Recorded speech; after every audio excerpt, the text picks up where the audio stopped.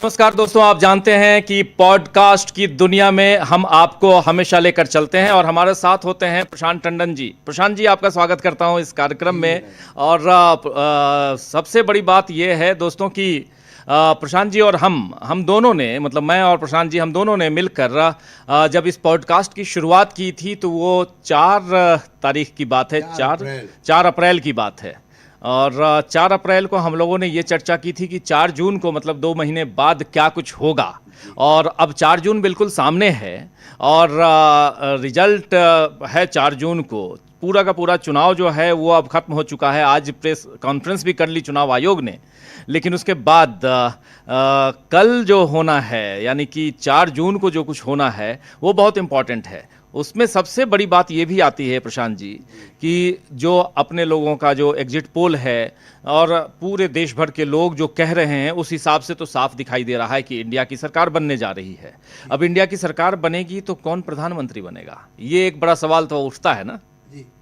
4 अप्रैल को जब हम लोगों ने किया था, ये 2 महीने पहले, ठीक 2 महीने पहले लगभग, तब इस बात पे कहते हैं कि 3 सिनेरियो होंगे कि इंडिया गठबंधन को मेजॉरिटी है जी। और मोदी जी की हैट्रिक है या बीजेपी मेजॉरिटी से कम है। और इन 3 सिनेरियो में दिल्ली में क्या हो रहा होगा, ये हम लोगों ने चर्चा की थी जी। अब क्योंकि एग्जिट पोल आ गए हैं, चुनाव खत्म हो चुका है, बिल्कुल। और एक राय लोगों की दिखाई दे रही है, और हम बेसिस करेंगे आज की बातचीत जो डीबी लाइव का जो एग्जिट पोल है। अब इसके हिसाब से कल के बाद, यानी 4 तारीख के बाद दिल्ली में क्या हो रहा होगा। जी। तो इंडिया गठबंधन की सरकार डीबी लाइव का एग्जिट पोल बना चुका है। जी। तो क्या हो रहा होगा, तो एक बड़ा सवाल आता है कि कौन बनेगा प्रधानमंत्री। जी बिल्कुल। तो उसमें मेरा तो मानना ये है, आप बताएं। मेरा मानना ये है कि देखिए, इंडिया गठबंधन की जो पूरी चुनावी कैंपेन चला जी। और शुरुआत में थोड़ा धीमा था, अभी पिकअप किया। आज से 6 महीने पहले तो कोई मान भी नहीं रहा था कि कांग्रेस इतना बड़ा चैलेंज या विपक्ष इतना बड़ा चैलेंज मोदी को दे पाएगा। जी। लोग राम मंदिर के बाद तो लोगों ने लगभग सरेंडर कर दिया था, लगभग वैसा ही सरेंडर जैसे पुलवामा के वक्त था। भारत जोड़ो यात्रा ने सब बदल दिया। तो ये जो कांग्रेस का मैनिफेस्टो आया, जिसकी मोदी जी ने ज़्यादा चर्चा की कांग्रेस से, जी बिल्कुल। तो कांग्रेस का जो मैनिफेस्टो बना, भारत जोड़ो यात्रा हुई, इसके केंद्र में राहुल गांधी हैं। ये जो इंडिया गठबंधन की पूरी राजनीति है वो राहुल गांधी उसके केंद्र में है। बिल्कुल, उनके इर्द गिर्द ही सब कुछ घूमता तो हुआ अगर नंबर आ रहे हैं तो प्रधानमंत्री राहुल गांधी क्यों नहीं बनेंगे। हाँ बिल्कुल, यही हम चर्चा का हमारा विषय भी है कि क्या राहुल गांधी बनेंगे प्रधानमंत्री। 2 चेहरा 2 नाम है। एक नाम है मल्लिकार्जुन खड़गे का, जिनके बारे में आप याद कीजिए कि इंडिया की बैठक में अरविंद केजरीवाल और ममता बनर्जी, इन दोनों ने इनके नाम का प्रस्ताव दिया था। उस समय प्रधानमंत्री की बात नहीं थी, संयोजक की बात थी। लेकिन संयोजक, इंडिया गठबंधन का संयोजक मतलब सबसे बड़ा पद, और उस हिसाब से ये, या चेयरपर्सन की बात थी, संयोजक तो नीतीश कुमार की बात चल रही थी। तो चेयरपर्सन इंडिया गठबंधन का, इंडिया ब्लॉक का अगर जो है, वही आगे चल करके देश का प्रधानमंत्री बन सकता है अगर इंडिया की सरकार आती है। तो यहाँ आपने बहुत अच्छा किया कि क्लियर कर दिया कि अपना जो एग्जिट पोल है, डीबी लाइव का एग्जिट पोल, उस हिसाब से इंडिया गठबंधन की सरकार बन रही है। अब इंडिया गठबंधन की सरकार बन रही है तो कौन बनेगा प्रधानमंत्री, ये एक बड़ा सवाल है। और मंत्रिमंडल में कौन कौन होंगे, ये भी सवाल है। तो सरकार का स्वरूप क्या होगा, स्वरूप क्या होगा, बिल्कुल। और इस बात को लेकर आज हम पॉडकास्ट में प्रशांत जी इसलिए भी आए हैं, हम लोग जो चर्चा भी थोड़ी देर पहले कर भी रहे थे, इसलिए भी आए हैं क्योंकि आप देखिए AICC यानी ऑल इंडिया कांग्रेस कमेटी की जो बैठक की जो दफ्तर है 24 अकबर रोड दिल्ली में, जो मुख्य दफ्तर है, वहाँ खूब तैयारियां चल रही हैं। जी जी। मिठाई के ऑर्डर हो गए हैं, लड्डू के ऑर्डर, टेंट लग गए हैं, लग गए हैं कह सकते हैं। हमारे साथी शकील अख्तर जी वही मौजूद हैं, वहाँ से कई सारे वीडियो भेज रहे थे। तो वो सब कुछ चल रहा है। तैयारियां उधर समाजवादी पार्टी की भी चल रही है, तैयारियां उधर तेजस्वी यादव की पार्टी यानी RJD की भी चल रही है, दक्षिण की भी तैयारी चल रही है। जी। तो इसलिए ये इंपॉर्टेंट है यहाँ समझना कि अब स्वरूप क्या होगा सरकार का। दक्षिण भारत की तैयारी बड़ी इंपॉर्टेंट है। देखिए, सिग्निफिकेंट इसलिए है कि मोदी साहब जब क्राइसिस में आए जी, तब दक्षिण की बात चंद्रबाबू नायडू के पास गए या दक्षिण की बात इनका मीडिया करने लगा। लेकिन सरकार का स्वरूप आप देखिए, निर्मला सीतारमण के अलावा आपको दक्षिण का रिप्रेजेंटेशन दिखता ही नहीं है सरकार में। जी। और कांग्रेस या यूपीए की सरकारों में आप देखिए कि दक्षिण काफ़ी था। तो दक्षिण क्योंकि बहुत इग्नोरेंट रहा है, दक्षिण की उपेक्षा बहुत हुई है, भाषा के नाम पे ध्रुवीकरण भी बहुत किया गया बीजेपी की तरफ से, आरएसएस की तरफ से, तो इसलिए दक्षिण का रोल बहुत इम्पोर्टेंट होने जा रहा है। और इंडिया गठबंधन में दक्षिण से बड़े नंबर आ रहे हैं।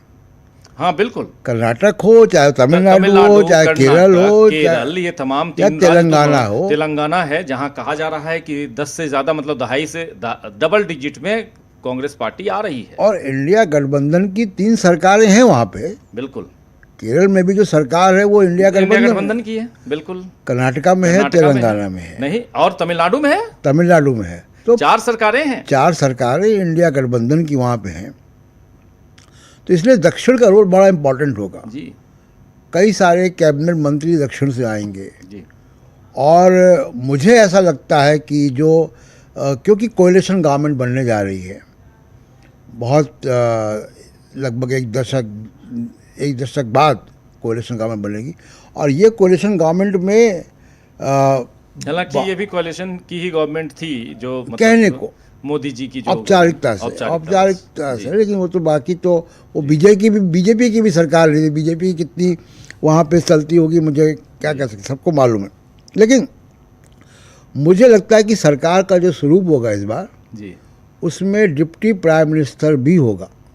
हाँ, ये तो प्राइम मिनिस्टर की चर्चा तो हम लोग करेंगे अभी और थोड़ा सा करेंगे, लेकिन डिप्टी प्राइम मिनिस्टर भी होगा। हो सकता है कि 2 हो सकता है, या एक तो कम से कम एक तो मिनिमम होगा। हो सकता है, जैसे मुझे जहां तक लगता है कि 2 नहीं होंगे, लेकिन एक तो कंपलसरी होना ही चाहिए। और वो दक्षिण से ही होना चाहिए। हाँ, मुझे लगता है कि दक्षिण से होगा। मुझे जैसा लगता है, हालांकि अगर जिस राहुल गांधी की आप बात कर रहे हैं, अगर राहुल गांधी प्रधानमंत्री बनते हैं तो उत्तर प्रदेश से ही अखिलेश यादव भी आते हैं, उत्तर प्रदेश से ही राहुल गांधी भी आएंगे, क्योंकि रायबरेली से जीत के आ रहे हैं। जी। दक्षिण की बात करें तो दक्षिण से राहुल गांधी जीत के आ रहे हैं। अब दोनों में कौन सी सीट रखते हैं तो बाद की बात है, लेकिन ये लगभग तय है कि राहुल गांधी दोनों सीट जीत रहे हैं। जी। वायनाड भी जीत रहे हैं और रायबरेली भी जीत रहे हैं।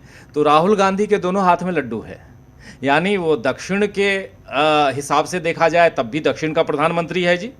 राहुल गांधी दक्षिण से है, दक्षिण को रिप्रेजेंट कर रहा है, यानी वायनाड से। और अगर उत्तर देखा जाए तो उत्तर प्रदेश से हैं। अगर वो वायनाड अपने पास रखते हैं राहुल गांधी, तब मुझे जो लगता है कि अखिलेश यादव को शायद ये कुर्सी मिल जाए। क्या कहेंगे, आपको लगता है ऐसा? हाँ, मुझे लगता है कि अखिलेश यादव भी, और बड़ा भारी कद जो इंडिया गठबंधन के अंदर होगा, संख्या के आधार पर भी और नैतिक बल के आधार पर भी और वैचारिक समानता के आधार पर भी, वो स्टालिन का होगा जी। तो स्टालिन भी एक बड़े दावेदार होंगे। अब उनको ये देखना होगा कि वो राज्य में किसको छोड़ते हैं और यहाँ दिल्ली आते ही उनका अपना फैसला होगा। लेकिन मुझको उनके कद के हिसाब से लग रहा है कि वो भी एक डिप्टी प्राइम मिनिस्टर के प्रबल दावेदार तो मैं नहीं कहूँगा, लेकिन प्रबल हकदार जरूर होंगे जी। अगर इंडिया गठबंधन की सरकार आ रही है तो। और इस सरकार का स्वरूप राजीव जी यूपीए से कुछ फर्क होगा, और हो सकता है कि कांग्रेस के लोगों को ये बात मेरी बुरी लगे, लेकिन देखिए यूपीए की सरकार में मनमोहन सिंह प्राइम मिनिस्टर थे। मनमोहन सिंह को पॉलिटिकल मैंडेट नहीं था, पॉलिटिकल मैंडेट सोनिया गांधी को था। बिल्कुल। तो इसलिए वहाँ पे एनएसी की ज़रूरत पड़ी थी कि जो सरकार और पार्टी के बीच में या पार्टी की नीतियों के बीच में एक कोऑर्डिनेशन हो या वहाँ बातें हों। मुझे लगता है क्योंकि अब डायरेक्ट मैंडेट होगा, यानी जो पॉलिटिकल पावर में होगा उसी को पॉलिटिकल मैंडेट भी है, तो अब एनएसी जैसी कोई संस्था इंडिया गठबंधन की सरकार में तो नहीं होगी। प्लानिंग कमीशन ज़रूर रिवाइव होगा, प्लानिंग कमीशन का रोल बड़ा होगा जी। और वो राहुल गांधी पहले भी कह चुके हैं। नीतियाँ क्या होंगी बहुत स्पष्ट है कि उनका मैनिफेस्टो है, जिस तरीके से सरकारें उनकी बाकी जगह चली, जो बड़े बड़े वादे किए हैं जी। वो होगा। और मुझे नहीं लगता कि कांग्रेस पार्टी के अंदर या दूसरी विपक्षी पार्टियों में जो मैच्योरिटी का स्तर है कि वो तुरंत आते ही कोई विच हंटिंग चालू कर देंगे कि इसको पकड़ो, उसको पकड़ो, इसको बंद करो। जी।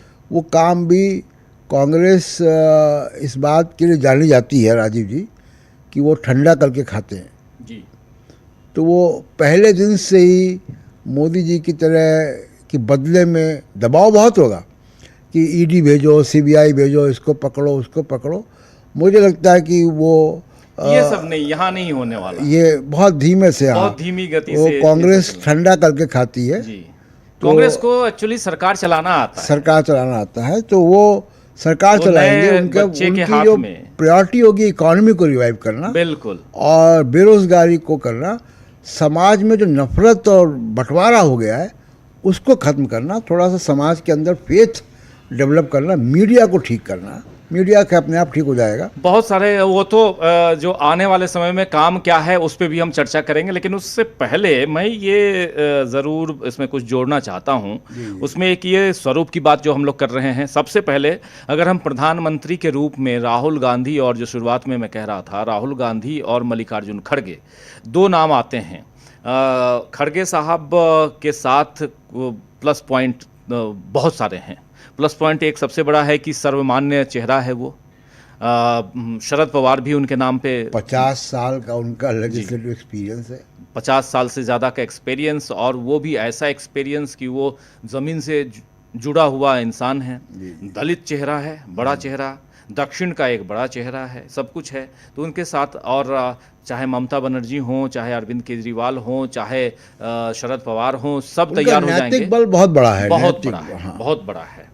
तो उनके सामने राहुल गांधी का कद कैसे और बड़ा हो जाता है कि राहुल गांधी ही प्रधानमंत्री बन सकते हैं, खड़गे साहब आउट हो सकते हैं। अगर इस पे हो सकता है हमारे जो श्रोता हैं, दर्शक हैं, वो ये बात सोच रहे होंगे। कई लोगों की चाहत जरूर है कि राहुल गांधी पीएम बने, लेकिन इन दोनों की तुलना थोड़ा हम लोग कर लेते हैं। हाँ, बिल्कुल बिल्कुल, है ना। देखिए, इन और आउट की बात नहीं राजीव जी इसमें, मुझे लगता है बात तो कहीं नहीं। हाँ, इन आउट की बात नहीं, बात ये है कि संख्या कितनी आती है, कांग्रेस की अपनी संख्या कितनी आती है। अगर कांग्रेस की अपनी संख्या 125-150 के आसपास पहुंचती है, एग्जिट पोल आपका 125 के आसपास उनको दे रहा है जी। अगर उससे ज़्यादा जाती है जी। संख्या कांग्रेस की ज़्यादा बड़ी है, ताकि कांग्रेस अपनी मर्जी जो है वो लागू कर सके। तो मेरे ख्याल से पार्टी के अंदर राहुल गांधी ने भी इच्छा अपनी नहीं व्यक्त की है, लेकिन पार्टी के अंदर ये दबाव ज़रूर बनेगा कि राहुल गांधी ही प्राइम मिनिस्टर बने, क्योंकि ये सरकार बनेगी तो वो उसका जो पूरा थ्रस्ट है, और ये सिर्फ 5 साल के लिए तो बना सोचकर तो आपको जाना नहीं है। पूरा जो जोर है सरकार का या इस मैंडेट का, वो भारत जोड़ो यात्रा से निकला हुआ है, यहाँ से निकला हुआ युवा का है जी। और उसके केंद्र में राहुल गांधी है। हाँ, सबको भाई गले लगाते रहे, हाथ पकड़ते रहे और कहते रहे कि हम आएंगे तो ये करेंगे। और अगर संख्या राजीव जी कम होती है और एलाइज का दबदबा बढ़ता है और एक कंसेंसस कैंडिडेट की बात आती है, तो फिर मल्लिकार्जुन खड़गे साहब से बेहतर नाम कोई नहीं होगा।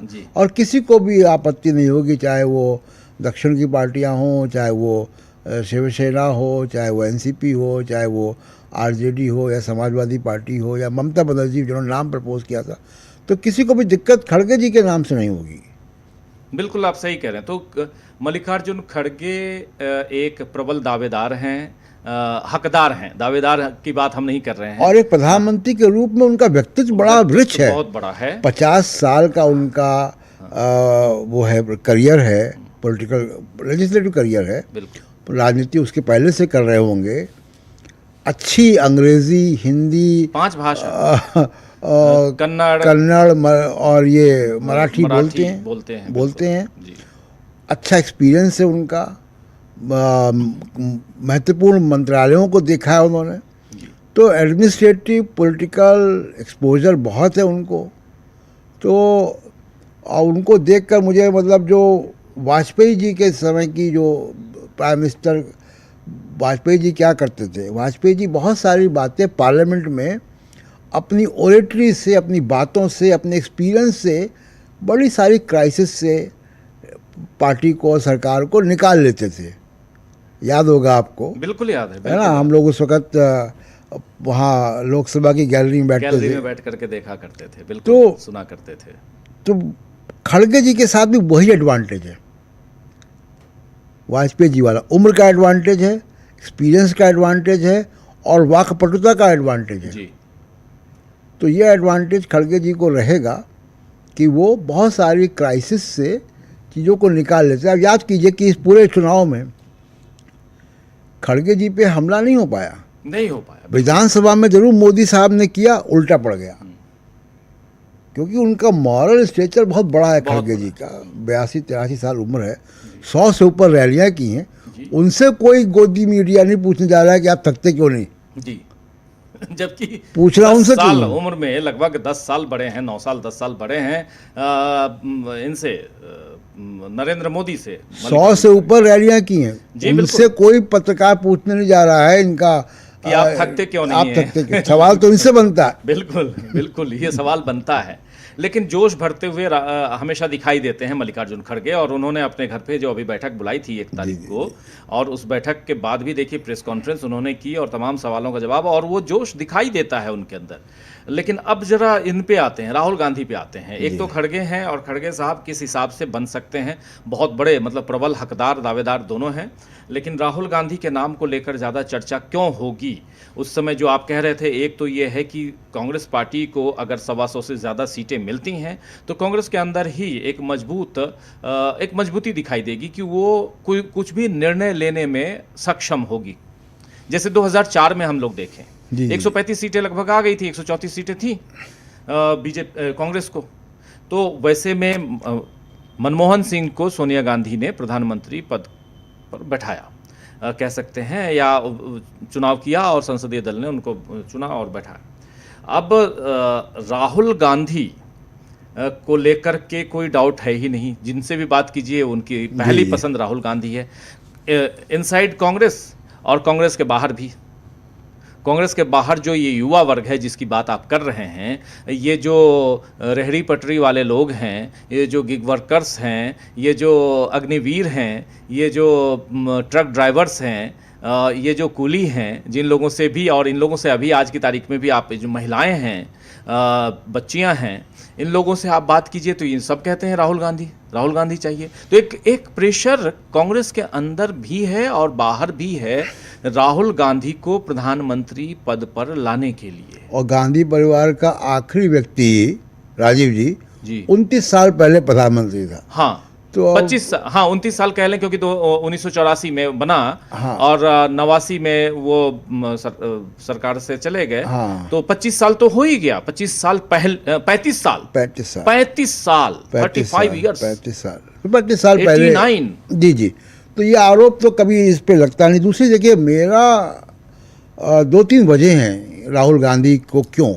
जी, एक, कांग्रेस पार्टी के साथ राहुल गांधी ने किया, बहुत मुश्किल हुई। जी, G23 बना, एक प्रोजेक्ट चला उनको बदनाम करने का, और उसमें मैं कांग्रेस के तमाम नेताओं को भी कोई रियायत नहीं देना चाहता हूँ, क्योंकि उस प्रोजेक्ट में वो भी कहीं ना कहीं हवा दे रहे थे। कई लोग हवा दे रहे थे, बिल्कुल कई लोग हवा दे रहे थे। आप बाहर हो गए हैं या अभी भी होंगे, अंदर आते जाते रहते हैं लोग, जी, है ना। तो एक तो वो वजह। दूसरी क्या है कि जो काम कांग्रेस पार्टी के लिए राहुल गांधी ने किया, अब उनका जो नया न्यू इंडिया है, जो एस्पिरेशनल इंडिया है, उसके लिए मोदी साहब आउटडेटेड हो गए हैं। उस इंडिया के लिए मोदी जी अब आउटडेटेड हैं, जहाँ पे दुनिया में आपको छाप छोड़नी है। एक दूसरी चीज़ कि मोदी साहब एक जो इस वक्त इंडिया को पॉलिसी शिफ्ट चाहिए, वो पॉलिसी शिफ्ट उनके पास नहीं है।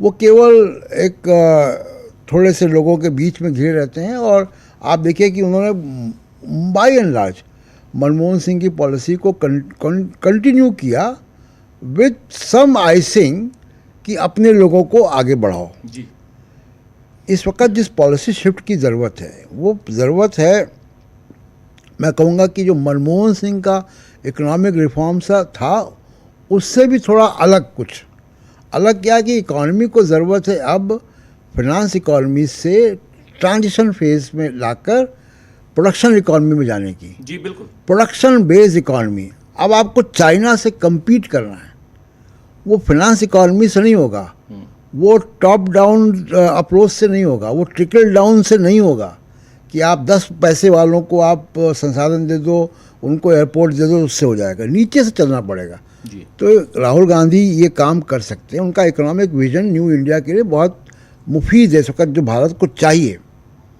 दूसरी चीज़ है कि ग्लोबल विजन, वो बहुत इम्पॉर्टेंट है, क्योंकि ग्लोबली दुनिया, खासकर वेस्टर्न वर्ल्ड, भारत को इस निगाह से देख रही है कि चाइना के खिलाफ भारत कितना एक कारगर पार्टनर उनका हो सकता है।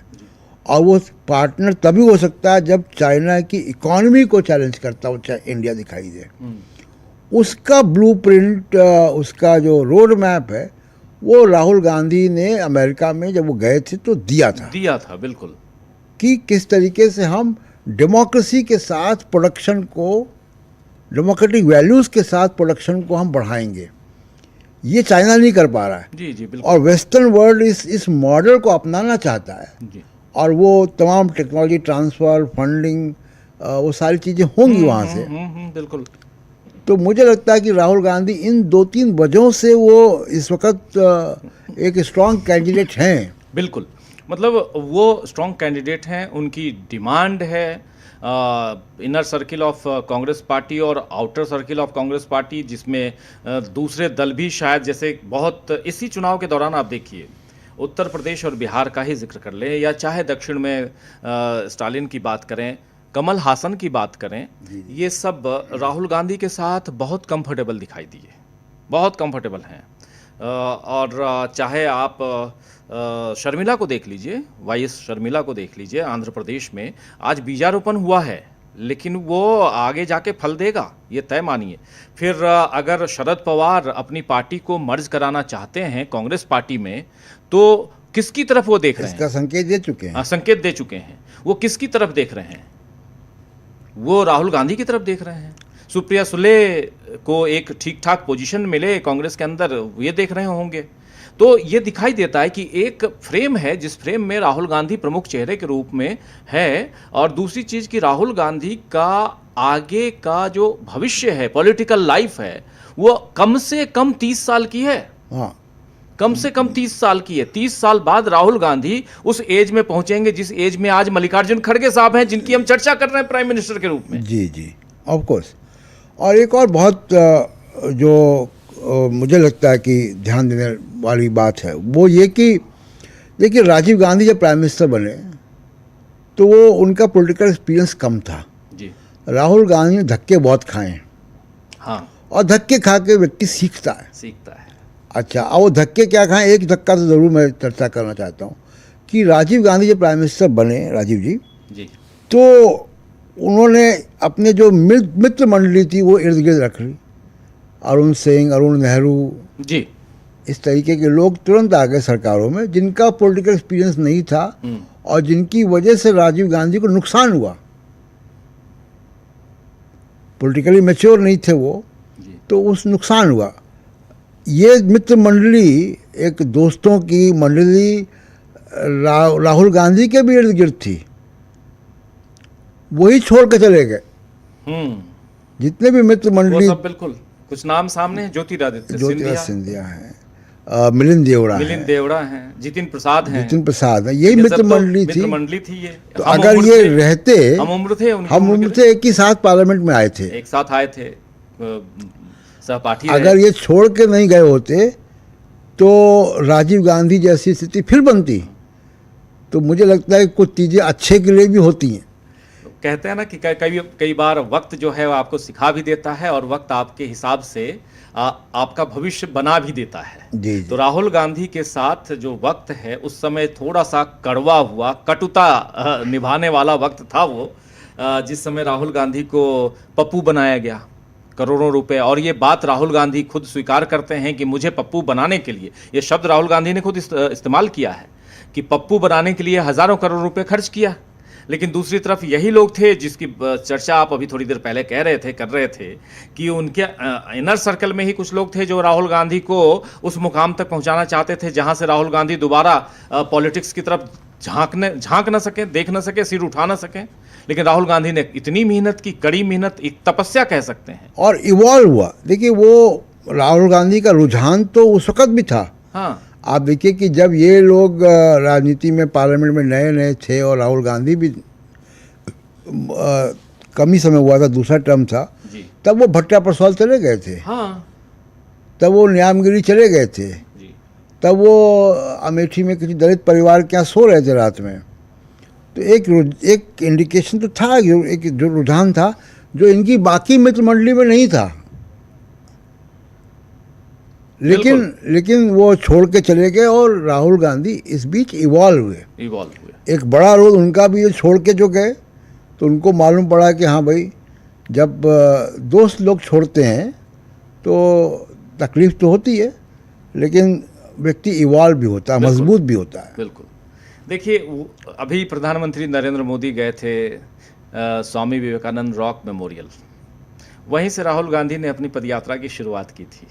दोनों नेता, दोनों आज लड़ रहे हैं अगली सत्ता के लिए, और दोनों, एक वहाँ से 2 साल पहले अपनी यात्रा की शुरुआत करता है एक नेता राहुल गांधी, जो दक्षिण से उत्तर की तरफ और फिर उसके बाद पूरब से पश्चिम की अपनी यात्राएं करता है। 10,000 किलोमीटर से ज़्यादा की यात्रा होती है, जिसमें पहली यात्रा पूरी पद यात्रा होती है, दूसरी यात्रा हाइब्रिड होती है, और दूसरे एक नेता हैं नरेंद्र मोदी, जो तीसरे टर्म के लिए लड़ रहे हैं, और तीसरा टर्म और उसके बाद चुनाव खत्म होता है, आखिरी चुनाव खत्म नहीं होता, आखिरी चुनाव का प्रचार खत्म होता है, और वो भी वहीं पहुंचते हैं, विवेकानंद रॉक मेमोरियल पहुंचते हैं और फ़ोटो शूट करवाते हैं।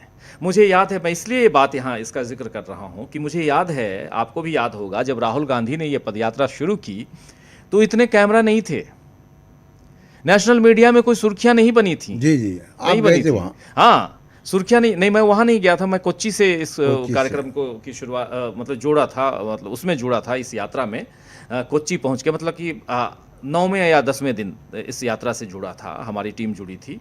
लेकिन आप देखिए कि वो वही जगह है, लेकिन एक जगह मल्टी कैमरे लगे हुए हैं, एक जगह अलग अलग फुटप्रिंट से लेकर पैर के पदचाप से लेकर के हाथ में आप माला जप रहे हैं, वहाँ तक के पूरे पिक्चर दिखाई दे रहे हैं, और वो है नरेंद्र मोदी। और एक चेहरा ये भी है जो वहाँ से अपनी यात्रा शुरू करता है, और यहाँ केंद्र में बैठी हुई एक बड़ी नेता और केंद्रीय मंत्री कहती हैं कि वो विवेकानंद के आश्रम में सिर झुकाने नहीं गए। बाद में उसका वीडियो जारी होता है, नाम है स्मृति ईरानी। अमेठी से चुनाव इस बार जीत नहीं पा रही हैं, ये कहा जा रहा है, अपने सर्वे में भी वही आ रहा है। खैर, लेकिन यहाँ पर इसका जिक्र इसलिए कर रहा हूँ मैं कि यहाँ से एक तपकर निकलता है एक राजनेता जो आगे अब प्रधानमंत्री की कुर्सी तक पहुँचता हुआ दिखाई दे रहा है। एक नेता जो पिछले 10 साल से प्रधानमंत्री की कुर्सी पर है, तीसरे टर्म भी आऊँगा और मैं ही झंडा फहराऊँगा, और अभी नरेंद्र मोदी 3.0 के नारे चल रहे हैं। ऐसे में राहुल गांधी की चर्चा इसलिए ज़रूरी है क्योंकि इस देश की राजनीति को राहुल गांधी ने बदल डाला है, और उस नफ़रत की राजनीति पे मोहब्बत की दुकान खोलने की जो बात कर रहे हैं, उसका ऐसा बीजारोपण 2 साल पहले किया कि आज वो यूथ ब्रिगेड, जो युवा इनसे बिदकता था, इधर नहीं आता था इंडिया गठबंधन की ओर, इस बार जो अभी तक वोट का पैटर्न है उसमें युवा और महिलाओं की बड़ी तादाद है जो इंडिया गठबंधन को वोट देकर के गए हैं। दूसरी बात राजीव जी क्या है कि आज के भारत को की जो ज़रूरतें हैं, भारत एक नए मुकाम पर है, एक नया मिडिल क्लास आया है, नई ऊर्जा है, और उस नई ऊर्जा, नए मिडिल क्लास, नया वाइट कॉलर हमारे देश में आ चुका है जी। और चैलेंजेस हैं, स्ट्रेटेजिक के चैलेंज हैं, इकॉनमी हमको बदलनी है जी। इकॉनमी का पूरा ट्रैक बदलना है, विदेश नीति बदलनी है, और इन सब में मतलब जिसको कहें कि एक नया सॉफ्टवेयर अपडेट आपको लेना है, और वो सॉफ्टवेयर अपडेट पुराने मदर बोर्ड में नहीं हो सकता। जो नए भारत की चैलेंजेस हैं, नई दुनिया की चैलेंजेस हैं, we are living in a global village. बिल्कुल। और इस इंटरनेट के ज़माने में, इस नई दुनिया में, और ख़ासकर चाइना जैसा जब आपका एक कॉम्पिटिटर है बड़ा स्ट्रॉन्ग, जो आपको बॉर्डर में भी तंग करता है और इकॉनमी में भी तंग करता है बाहर, जी। जब आपकी इकॉनमी को एक्सपोर्ट ओरिएंटेड बनाना है, जब आपकी इकॉनमी को प्रोडक्शन ओरिएंटेड बनाना है, फाइनेंस से हटाकर, जी। उस वक़्त एक नए सॉफ्टवेयर की ज़रूरत है देश में। नया सॉफ्टवेयर पुराने मदरबोर्ड पे नहीं लोड हो सकता। बिल्कुल सही आप कह रहे हैं। नरेंद्र मोदी पुराना मदरबोर्ड है। बिल्कुल। एक चर्चा मैं और करना चाहता हूँ। समय हालांकि अब खत्म की ओर है, लेकिन फिर भी जल्दी जल्दी करना चाहता हूँ। जब हम लोग मंत्रिमंडल की बात कर रहे हैं, कैबिनेट में कौन होगा, कैबिनेट का प्रधानमंत्री कौन होगा, इंडिया गठबंधन की सरकार बन रही है हमारे एग्जिट पोल के हिसाब से, और उसी हिसाब से इस चर्चा को हम कर रहे हैं। उधर कांग्रेस के दफ्तर में आज टेंट लग गए हैं, मिठाइयों का ऑर्डर चला गया है, और उधर अखिलेश यादव भी तैयारियां कर रहे हैं, उधर तेजस्वी यादव भी, सब चारों तरफ तैयारियां हैं। उसी आधार पर हम ये भी कह रहे हैं, और बहुत दावे के साथ ये बात यहाँ जिम्मेदारी के साथ हम लोग ये चर्चा कर रहे हैं। दो चेहरा जिसमें प्रधानमंत्री के लिए सामने है, एक राहुल गांधी और एक मल्लिकार्जुन खड़गे। राहुल गांधी का चेहरा नंबर 1 पे दिखाई देता है, इसलिए हम राहुल गांधी की बात कर रहे हैं। अब उनके कैबिनेट में एक चेहरा आपको याद होगा, रघुराम राजन का, जिनका इंटरव्यू उन्होंने लिया था। आपको लगता है कि रघुराम राजन कैबिनेट में आ सकते हैं? देखिए, जो राहुल गांधी का पूरा पूर्व गवर्नर हैं, वो आरबीआई के गवर्नर रहे। हाँ, उसके अलावा भी जो इकोनॉमिक आउटलुक है पूरा जी, उसमें राहुल गांधी के साथ बहुत अच्छा उनका टीम वर्क है। जी। और चाहे वो ये जो न्याय योजना थी वो भी, उसमें भी उनका वो था। अभिजीत जो नोबेल पुरस्कार वाले इकोनॉमिस्ट हैं, उनका भी एक रोल था, और रघुराम राजन का भी रोल था। तो जो इकोनॉमिक विजन है कांग्रेस का या राहुल गांधी का, उसको शेप देने में बहुत इम्पॉर्टेंट रोल रघुराम राजन का है। और जो नए इकोनॉमिक चैलेंजेस हैं, देखिए, अब हमको चिदम्बरम नहीं चाहिए इस देश को जी। अब हमको मतलब कोई ऑर्बिजन स्टेट का, स्ट्रॉन्ग स्टेटहुड का वित्त मंत्री नहीं चाहिए या गृह मंत्री नहीं चाहिए। देश की इकोनॉमी गर्त में है। जी जी। इसलिए वो चाहिए तो जो अब इसको अपलिफ्ट अब करे। एक बहुत नए तरीके की दिशा और एनर्जी चाहिए। एनर्जी चाहिए। उसमें मैं बहुत साफ साफ कह दूं कि चिदम्बरम से बेहतर और 100 गुना बेहतर कैंडिडेट होंगे रघुराम राजन, क्योंकि वो ग्लोबल इकोनॉमी से उनका एक्सपोजर है। बिल्कुल। उनको मालूम है कि क्या हो रहा है। और केवल आरबीआई गवर्नर की बात नहीं Rajiv ji, Raghuram Rajan was the first person to predict Lehman brothers crisis in America. Yes. पहली बार जब वो उनका ही पेपर था, उनका पीडीएफ था, और वो पेपर से ही लोगों को मालूम पड़ा था कि ये आने वाला है जी। और वो जब लेमन ब्रदर्स की क्राइसिस हो गई अमेरिका में, ग्लोबल मेल्टडाउन हो गया, उसमें रघुराम राजन अकेले व्यक्ति थे जो उन्होंने उसको पहले से ही प्रिडिक्ट कर दिया था। तो रघुराम राजन का जो ग्लोबल विजन है इकॉनमी के बारे में जी। वो बड़ा क्लियर है जी। हालांकि वो शिकागो स्कूल से जुड़े हुए हैं, और शिकागो स्कूल की इकॉनमी को हमारे जैसे लोग तो बहुत अच्छी निगाह से नहीं देखते, क्योंकि वो मार्केट इकॉनमी का सबसे बड़ा केंद्र रहा है, मिल्टन फ्रीडमैन की इकॉनमी का। लेकिन अब मिल्टन फ्रीडमैन से दुनिया बहुत आगे जा चुकी है। मतलब एक अच्छा नाम है रघुराम राजन, और जो ज़रूरत जिसकी है आज की तारीख में, और ये माना जाता है कि देश की तरक्की प्रगति के लिए एक अच्छा प्राइम मिनिस्टर हो और अच्छा फाइनेंस मिनिस्टर हो।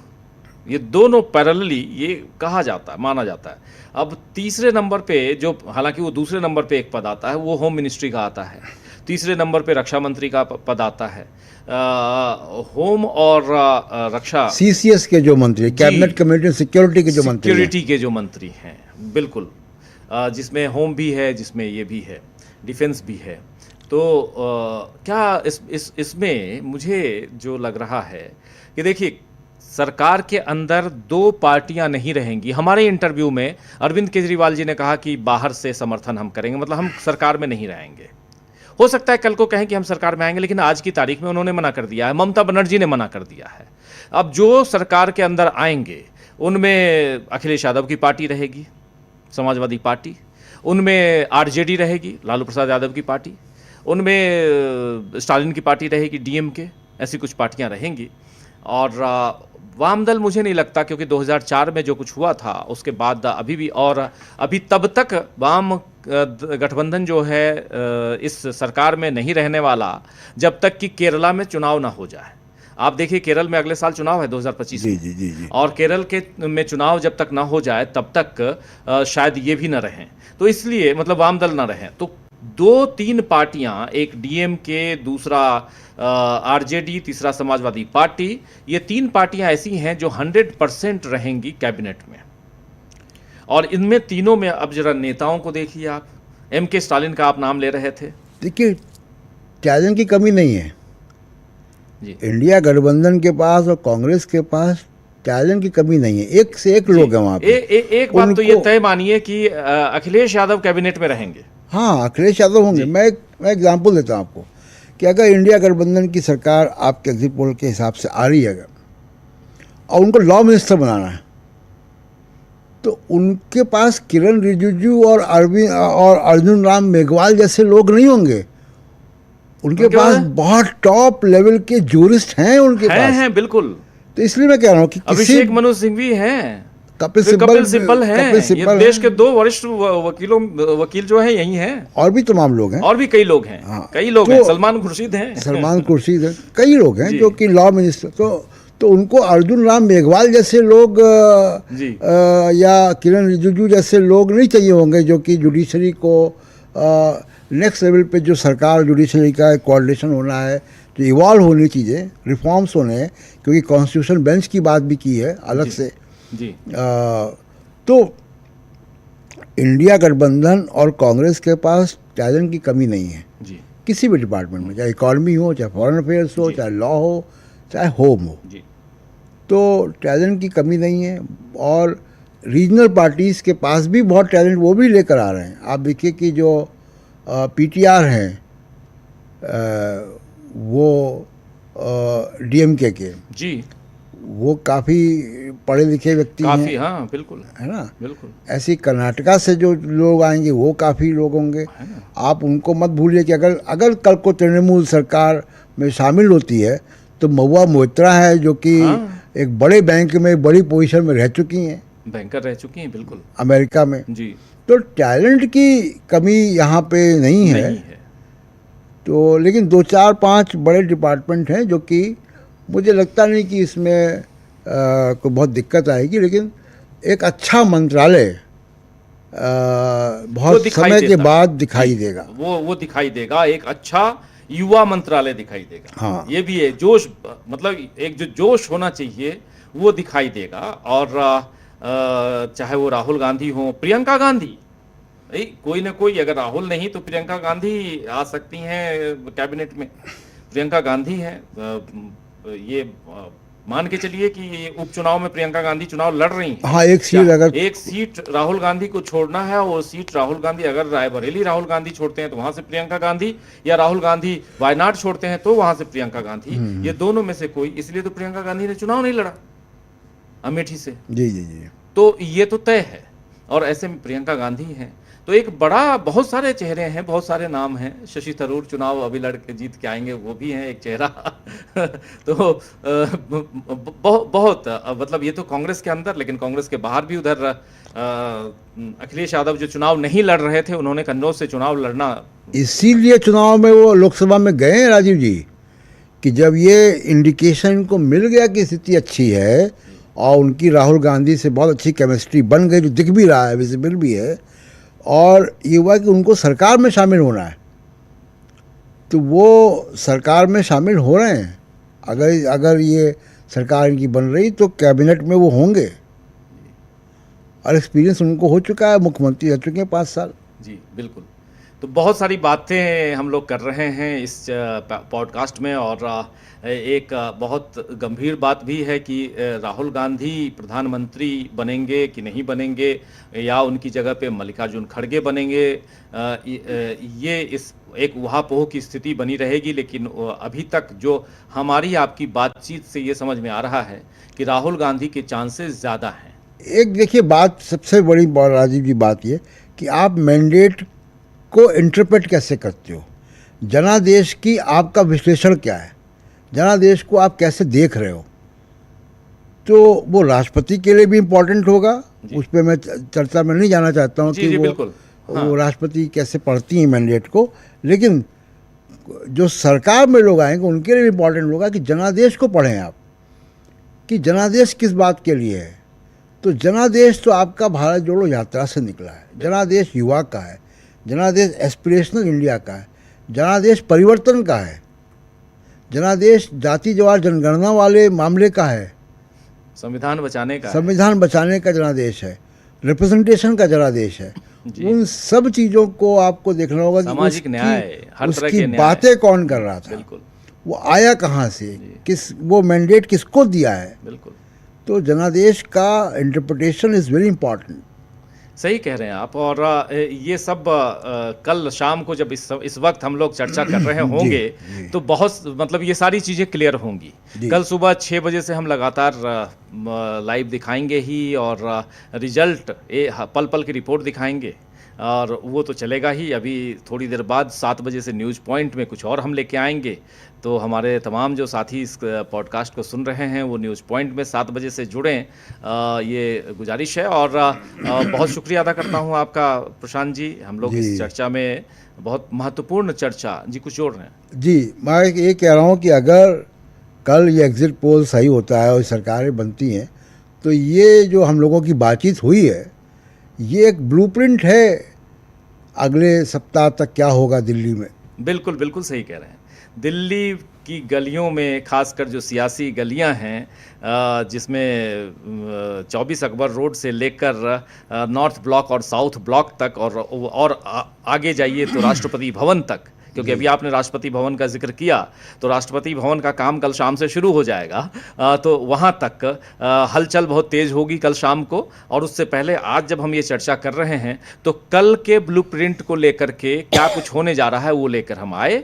और इस चर्चा में 2 चेहरा बहुत प्रमुखता के साथ दिखाई दे रहा है। एक चेहरा मल्लिकार्जुन खड़गे का, दूसरा चेहरा राहुल गांधी का। लेकिन राहुल गांधी का चेहरा ऊपर दिखाई देता है।